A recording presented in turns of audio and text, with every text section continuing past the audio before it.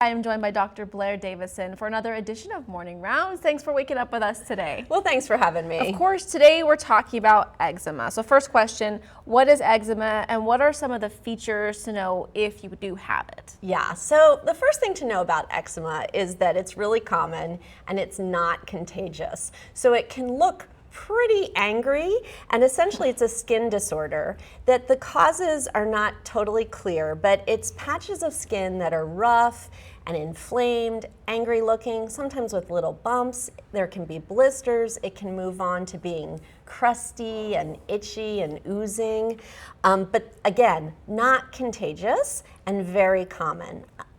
Oh, go ahead. I was going to ask you who is at risk. So lots of children. It appears in childhood, and about 5 to 20% of all children worldwide may have eczema, also known as atopic dermatitis. Okay. And so in the United States, it's about 11% of kids.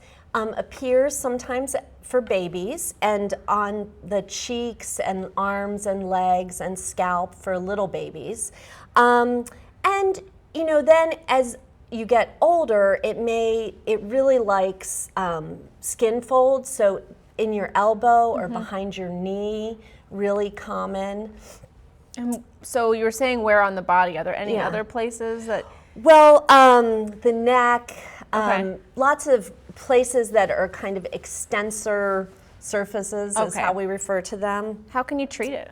So the treatment, you really want to keep those areas moist with a good ointment and cream. Okay. You want to avoid anything that's got alcohol. You really want to avoid trying to dry it out. In fact, that's a common mythology, is people will do all kinds of things because it looks wet, and so then they think dry. But particularly for adults, sometimes you can get around your eyelids or your lips or your hands.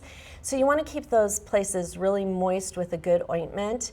Then you also want to avoid like harsh soaps. It's not an issue of not being clean. So you want to limit your time in like hot tubs or hot showers. Go for a cool, quick bath or shower with very mild soap.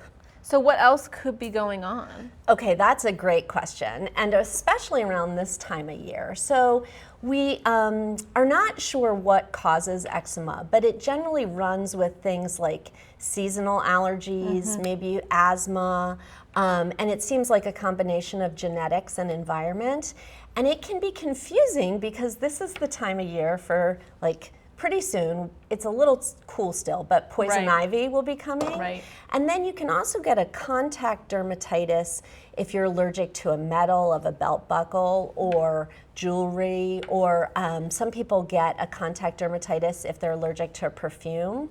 So these things can seem like eczema but have a more distinct cause. All right, so I guess get it checked out if you're not Get sure. it checked out, and you know, if it gets to look really angry, you definitely want to see a healthcare provider. All right, well, thank you for answering some of those questions for us this morning. If you have any questions you'd like answered, you can email them right to us, morningrounds@kpax.com.